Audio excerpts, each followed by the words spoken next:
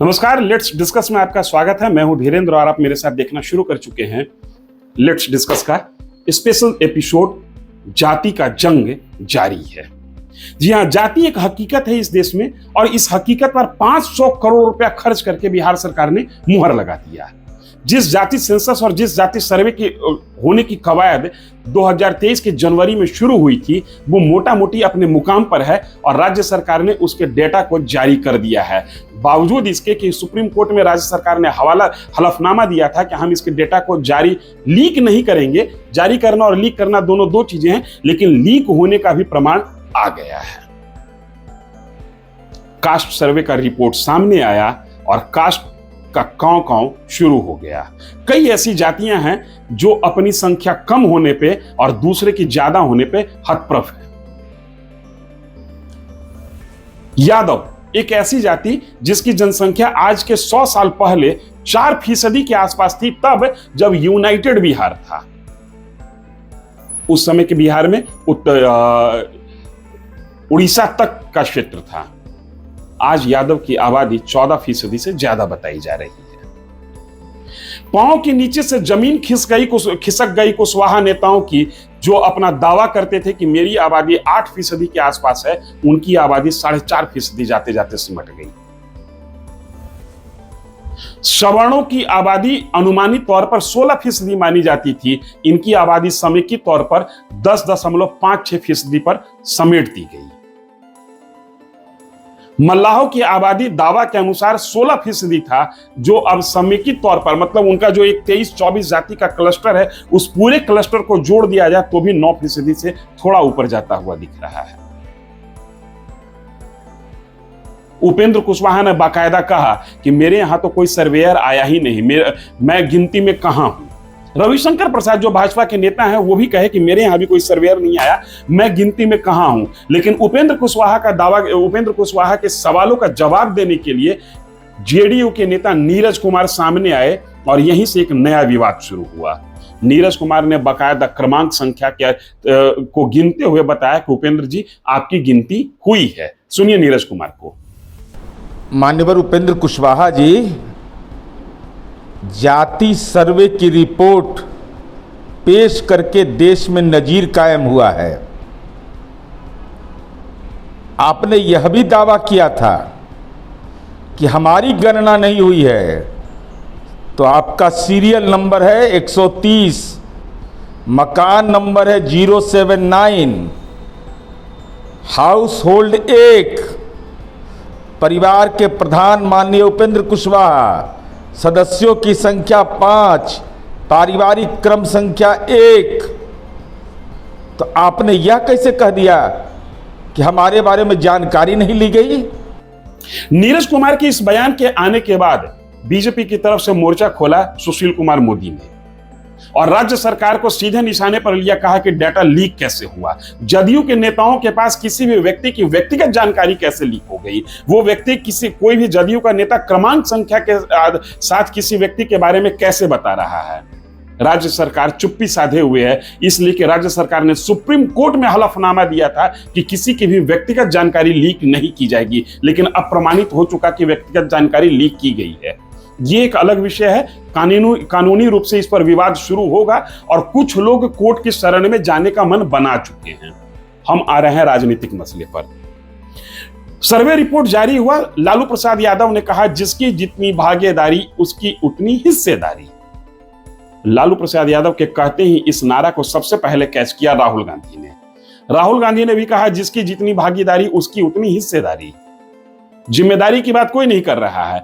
और इन दोनों के नारा को पलट कर जवाब दिया प्रधानमंत्री ने कि अगर जिसकी जितनी भागीदारी उसकी उतनी हिस्सेदारी के तर्क को मान लिया जाए तो हिंदुओं की आबादी 80% से ऊपर जा रही है। फिर लालू प्रसाद यादव और राहुल गांधी जवाब दें कि क्या ये दोनों नेता ये चाहते हैं कि इस देश में मुसलमानों की भागीदारी और हिस्सेदारी समाप्त कर दी जाए, जो अल्पसंख्यक हैं उनको देश के मौलिक आधार से भी वंचित कर दिया जाए।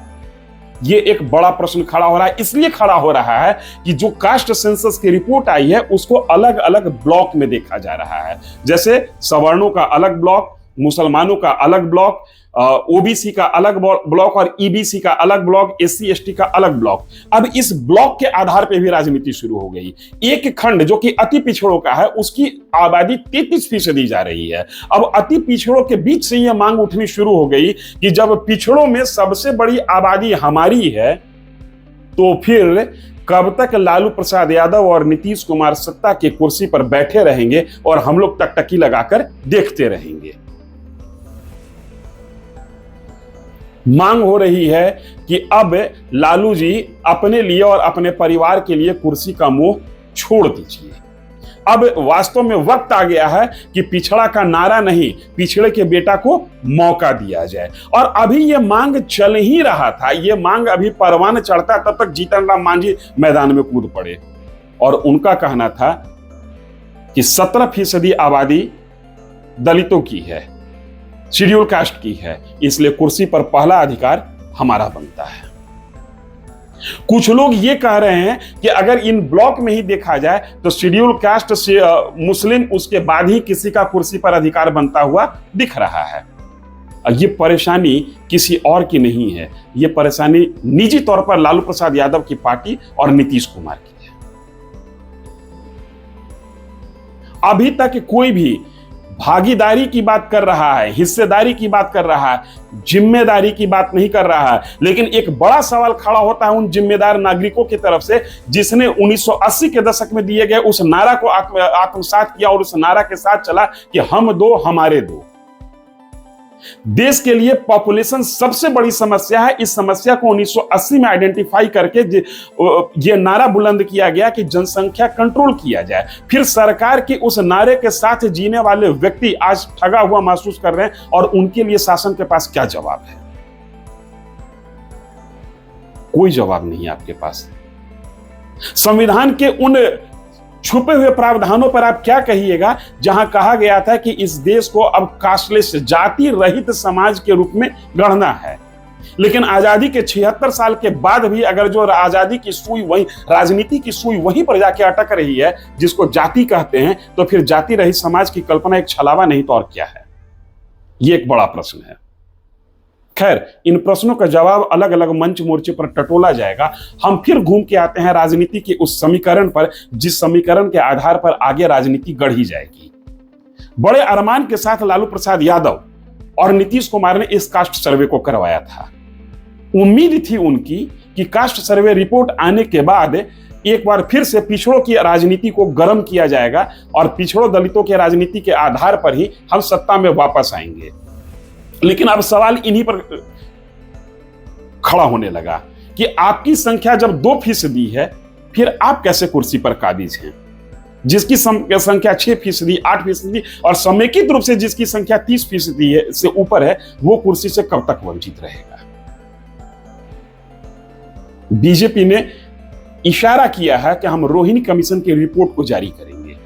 रोहिणी कमीशन का गठन इसलिए किया गया था कि आजादी के बाद से सत्ता के संरक्षण में किन जातियों का और किन वर्गों का विकास ज्यादा हुआ और किन वर्गों का विकास कम गया। आज 2015 में आरएसएस के सुप्रीमो मोहन भागवत का दिया गया वो बयान लाजमी हो जा रहा है कि आरक्षण की एक बार समीक्षा होनी चाहिए। कुछ एक वर्ग को ही लाभ मिला और कुछ एक वर्ग वंचित रह गया, तो जो वर्ग वंचित रहा है उसको कैसे आगे लाया जाए। इस कास्ट सेंसस की रिपोर्ट के आने के बाद ऐसा नहीं कि सभी पॉलिटिकल पार्टी में भी स्थिति एक समान है। राहुल गांधी ने जिस समय इस नारा को कैच किया था कि जिसकी जितनी भागीदारी उसकी उतनी हिस्सेदारी, इस नारा के हवा निकाल दिए राहुल गांधी के पॉलिटिकल पार्टी के थिंक टैंक माने जाने वाले नेता अभिषेक मनु सिंघवी ने। सिंघवी ने कहा कि जिसकी जितनी भागीदारी उतनी उसकी हिस्सेदारी के नारा को अगर जो बुलंद किया गया और इस नारा को देश अगर स्वीकार कर लेता है तो फिर देश बहुसंख्यकवाद का गुलाम हो जाएगा। उन्होंने बड़े तरीके से कहा कि समान अवसर की प्राप्ति और समान पद की प्राप्ति दोनों दो चीजें हैं। संविधान इस बात की इजाजत देता है और आदर्श सामाजिक व्यवस्था ये होनी चाहिए कि एक पद को प्राप्त करने के लिए सबों को समान अवसर मिले, लेकिन पद एक ही है तो सभी को उस पद पर बैठने का मौका मिले और सब वो पद पर बैठे ही, तब तो भाई इस देश में पीएम की कुर्सी एक है और देश की आबादी 130 करोड़ से ऊपर है। कुछ लोगों का तो मौका ही नहीं मिलेगा। ये एक समस्या है। दूसरी समस्या यह है कि जिस तरीके से राहुल गांधी ने कहा उसी चीज को प्रधानमंत्री ने जिस तरीके से कोट किया कि जिसकी जितनी भागीदारी उसकी उतनी हिस्सेदारी को अगर जो बुलंद कर लिया जाए तो फिर अल्पसंख्यकों की स्थिति क्या होगी। और एक तीसरी संख्या अल्पसंख्यक शब्द के साथ बिहार के जातिगत सर्वे में अल्पसंख्यकों की आबादी, मुसलमानों की आबादी 17% के आसपास, और कई ऐसी जातियां हैं जिनकी आबादी 1000 से कम। लेकिन विडंबना देखिए, जो 17% है वो अल्पसंख्यक है और जिसकी आबादी 1% से कम है वो बहुसंख्यक है।